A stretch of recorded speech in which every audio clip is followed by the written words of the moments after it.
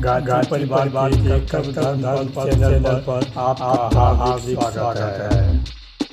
गायत्री माता की जय, जय भगवान की जय, रामपुर गुरुदेव की जय।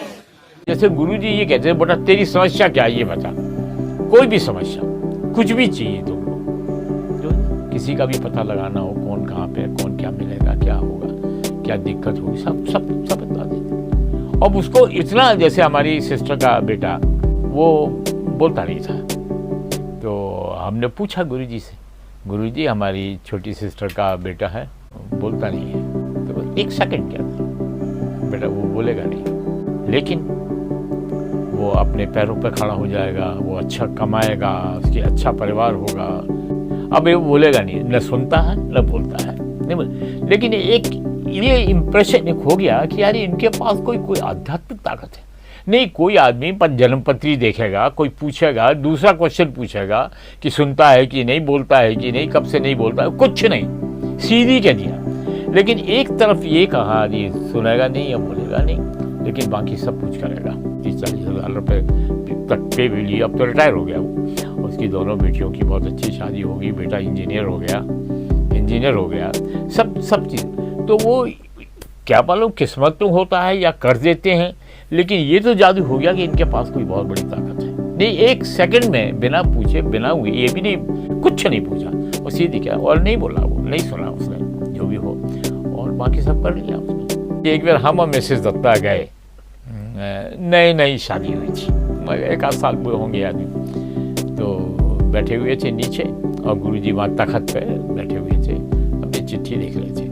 इतने उन्होंने एक चिट्ठी मुझे भी दी कि पढ़, तो मैंने पढ़ दी, इंग्लिश में थी। मैंने गुरुजी ये अंग्रेज महिला, ये लड़की कैसे जानती है आप? तो गुरुजी बोले ये लड़की एक दिन कॉलेज में एडमिशन के लिए गई, तो इसका एडमिशन नहीं हुआ, तो अपने घर में ऐसे ही घूम रही थी, तो इसने एक आवाज़ सुनी कि इस कॉलेज में अप्लाई करो, तेरा एडमिशन हो जाएगा। हो गया। इंडिया से कोई आदमी गया और वो गुरुजी वाली बात जैसे हम लोग सुनाते हैं, वो सुना रहा था, तो इस तरह की आवाज़, मैंने इस तरह की बात सुनी है, तो उन्होंने बताया एक पंडित श्री राम शर्मा आचार्य। फिर उसने चिट्ठी लिखी, फिर गुरुजी कहते हैं मेरा बहुत आदमियों से संबंध है ऐसा, जिनने मुझको देखा नहीं है, जाना नहीं है, और अब तो ऐसा हो गया है कि मुझे पढ़ने की ज़रूरत नहीं पड़ती है कोई भी। कहते मैं वातावरण से पकड़ लेता हूँ, इवन उनके शब्द हैं गुरुजी के, कहले अब मुझे पढ़ने की ज़रूरत नहीं है। हमारी मिसेस ने कहा कि साहब ये हमारे यहाँ बंगालियों में रामकृष्ण देव और माँ शारदा मणि का फ़ोटो, विवेकानंद जी का फ़ोटो होता है, जैसे अपने रामचंद्र जी, कृष्ण जी का, बजरंगबली का होता है।